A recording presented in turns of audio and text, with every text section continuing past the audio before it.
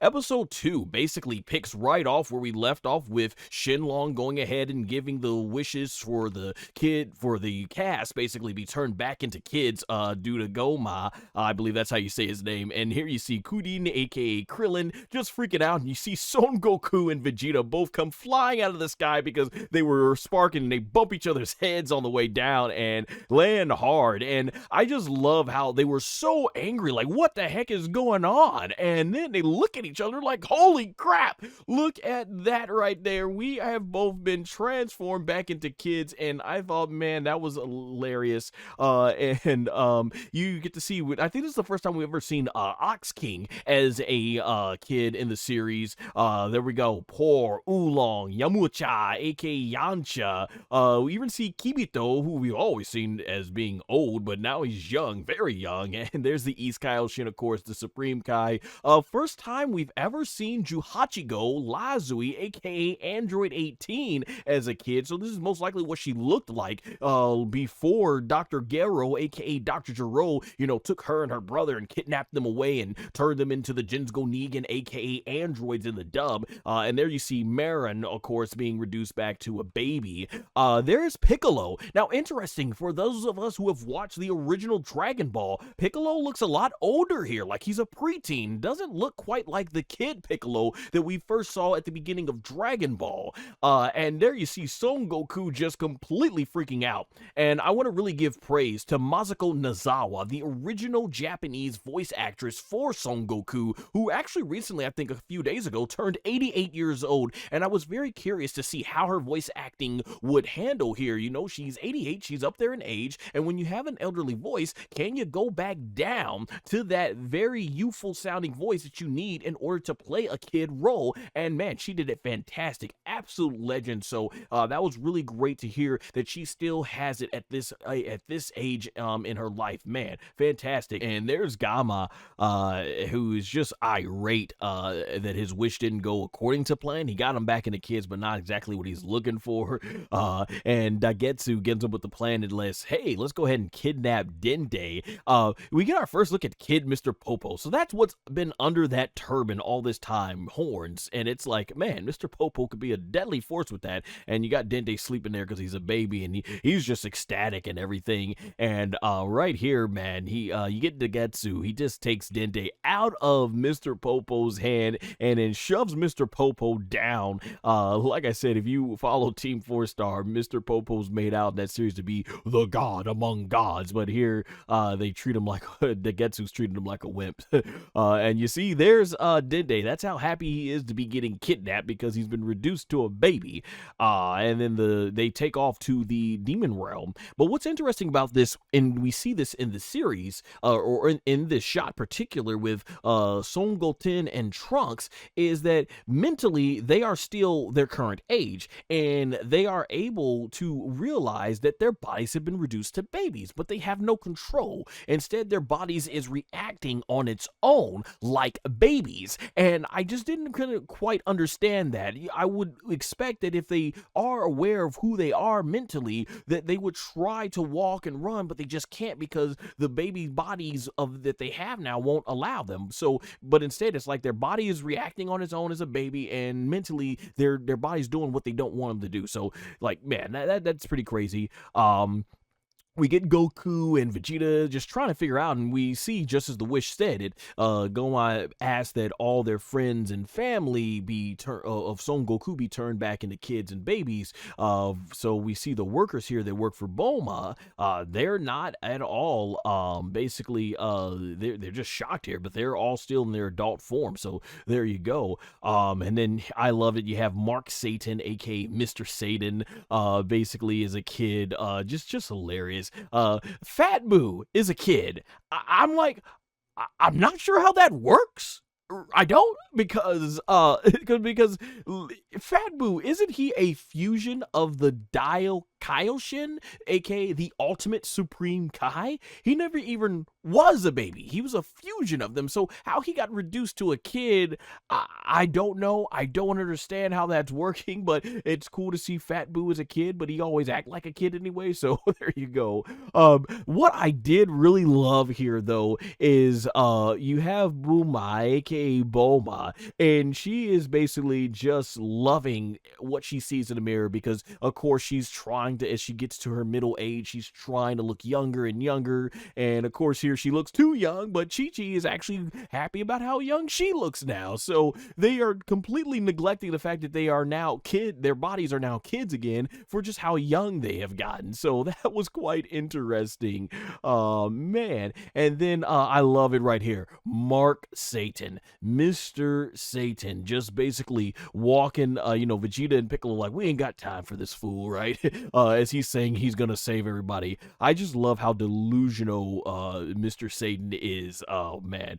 And we learned here that Goku, he tries to fly and he's going up there, but then he ends up crashing into the table. If you're a wrestling fan, by God, through the table, right? Get the Dudleys, called Devon, get the tables, right? Sorry, I'm a wrestling fan, so of course I gotta make my WWE and professional wrestling references. And Goku gets all this hot whatever soup was on him.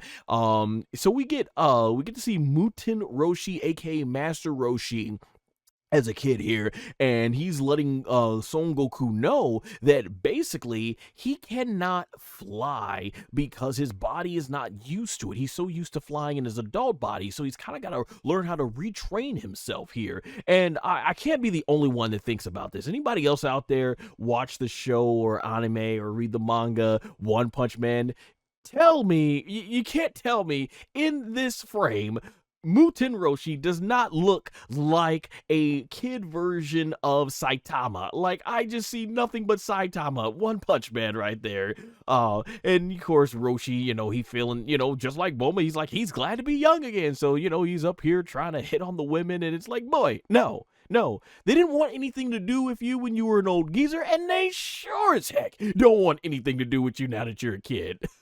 And we start getting the idea that they're gonna go to Kami's lookout basically here to see what the heck is going on. And Mr. Popo, of course, he explains to everyone about Degesu, and here the East Kaioshin is realizing, holy crap, my brother is here, and he's basically trying to go ahead and take control, or do something. He's up to no good. And interesting lore, and that's one thing I'm really loving about Dragon Ball Daima, is that we're getting lore. So we see that Piccolo basically knows about the demon worm, and he knows about Neva, the Namekian that went there.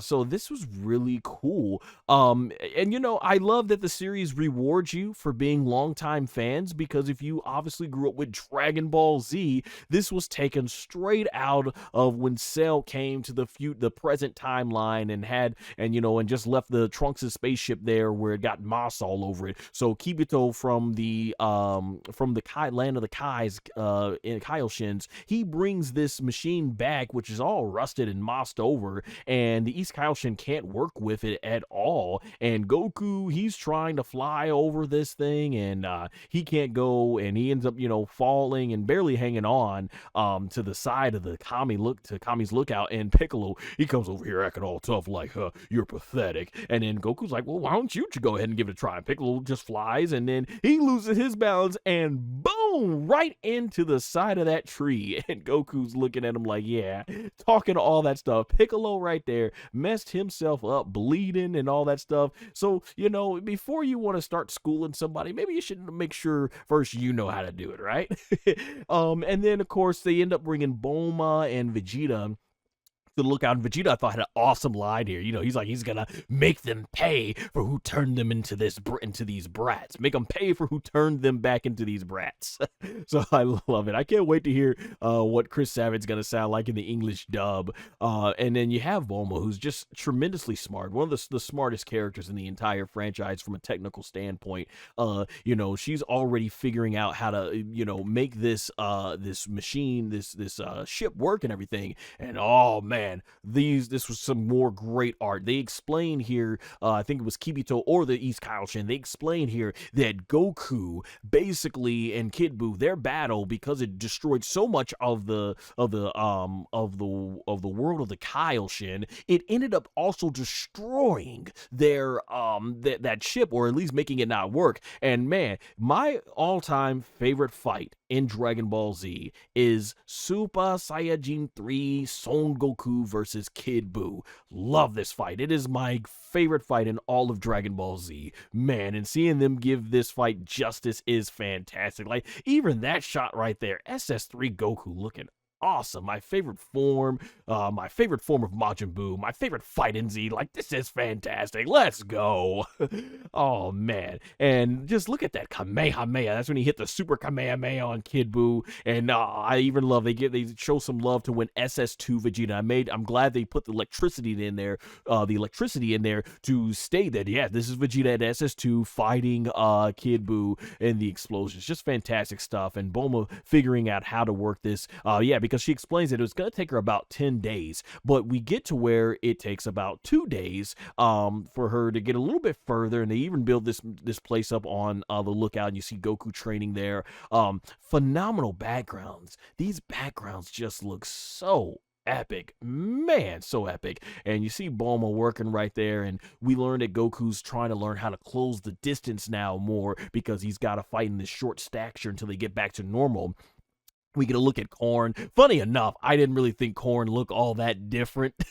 You know, he was already short to begin with. And, you know, he get the Nimboy. Oh, my gosh. You know what? I'm going to look it up right now. How the heck do you say the power pole in Japanese correctly? Because I want to make sure I get this right. I've seen it so many times, but I'm like, this is the first time I actually really sang it. Power pole in Japanese. Let me see. Neobo.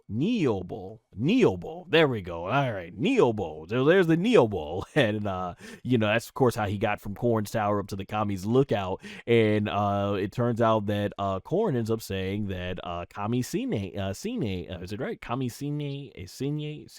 Oh my gosh, Mutin Roshi, Master Roshi has it. And look at Roshi is a fool. Roshi is a straight fool. It's just, you know, he's like, I'm young again. He's like, I'm about to pick up the girls and stuff. And it's like, no, you're a kid. You ain't picking up anything.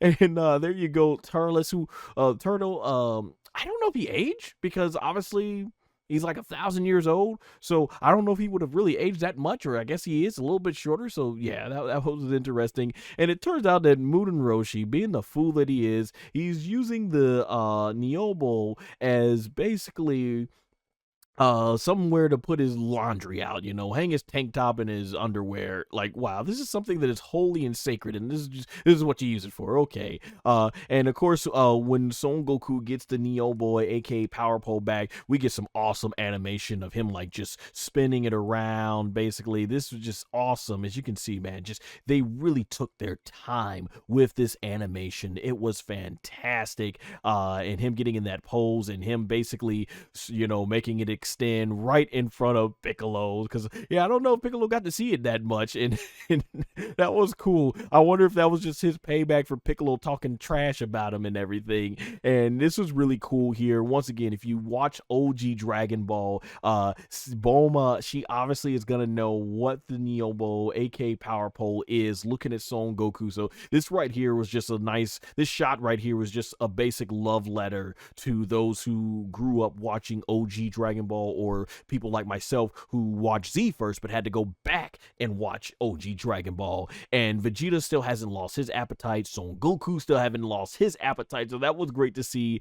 And I believe right here, this is when Glorio enters with his spaceship, and I love it right there. On business. Son Goku ready to go, ready to fight. Piccolo ain't messing around. So I really love that aspect of it. And Glorio comes out, And I believe this episode was entitled Glorio, but it's funny, for an episode called Glorio, we don't get very much of the character into the very end, and he just shows up, states his name, and that he wants them to come with him to the demon realm. And he mentions about how Gomeh is the one responsible for this. And I really love this character development. I'm not sure how many people looked at it, but this was really cool character development.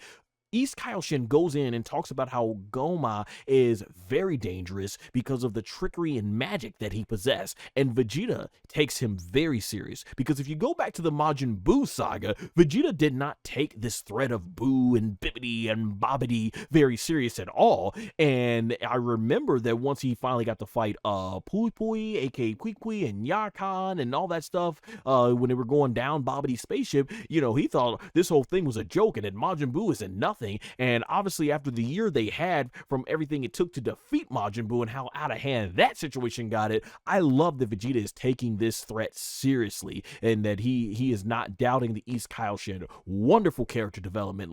I love that part right there. And so I'm really curious to know what this magic is about, because you would think after Son Goku defeated Majin Buu, and we know that Gomeh was completely scared after he realized these guys were strong enough to beat Buu, what type of magic does he have to make him want a threat? Because Son Goku and Vegeta and everyone have obviously done about a year's worth of training. So I'm very interested, and Bulma here already is interested, thinking, what can I get out of this spaceship to help, you know, get the East Kaioshin spaceship up and running? So, you know, she ends up seeing enough. Vegeta once again had a funny line here, ready basically saying to Gloria, how come he can't come? He says, we've all been pushed down to pipsqueaks and squeaks and stuff like that, you know, because how small they are. And basically Vegeta and, you know, Gloria's like, you know, they only a few of them can come here, only like 3 of them and stuff. So East Kaioshin and Son Goku end up riding with Glorio to the demon realm. And East Kaioshin actually is a little, you know, he's interested that he knows all about how Goku and them turned to kids, knew where their location. So he's kind of got his suspicions of Glorio. And Goku, you know, always being enthusiastic, is just ready to go into this new realm, this new adventure, and they take off, and that's the ending of episode 2. And then we get our next episode preview with Goku looking out, this dragon thing. I mean, once again, I guess this you have it right there where it's this dinosaur. Once again, just really awesome Toriyama design, and these backgrounds, they are amazing. So that concludes episode 2 right there. And before we move on to episode 3, I'm gonna start going through the chat here and seeing what we got here. So let me go ahead and read these comments that we were getting here. So we had Matthew, once again, thanks for joining. It's you said it's Miss Mazuko's birthday was yesterday, 88 and still going strong. Yes, she is. I agree with that. Matthew also said, it gave me look who's talking vibes and Goten and trucks. Yeah, that was pretty good when it's like they could communicate via their mind. So that was awesome. Robert Brown, thanks for joining the chat. You say Lafayette, Indiana in the building. What's happening, brother? Hey, thank you for joining by.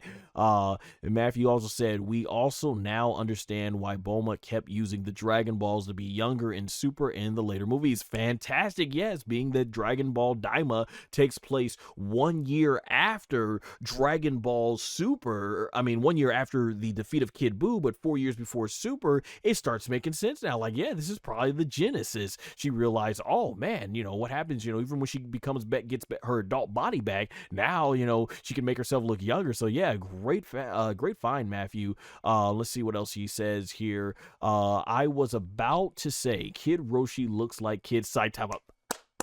I knew it. I wasn't the only one. I knew I wasn't the only one. There's probably a lot of you out there that felt that too. Yeah, he does. He looks like Saitama. Robert says Super Saiyan 3 Goku versus Kid Buu was great, but Goku versus Frieza first time around was 10 times better. Hey, you get no argument out of me. If you like Goku versus Frieza's first fight, it is one of the all-time greatest battles in all of Dragon Ball. It changed the landscape of Dragon Ball. It's a fight that even if you're not a Dragon Ball fan, you know of that fight. So Goku versus Kid Buu was my favorite just because those guys they went at it. Goku and Frieza, they had really great moments and I enjoyed the fight, but man, just as an all-out brawl, Goku and Kid Buu back and forth, man. But hey, that's a really great choice. Goku Frieza, all-time great battle. And then lastly, Matthew says, love the animation when Goku and with Goku and the Power Pole. Yeah, it was fantastic. The animators just going all out, taking some awesome things on there and everything. Some awesome, amazing effort in the animation. So yeah, that was absolutely fantastic.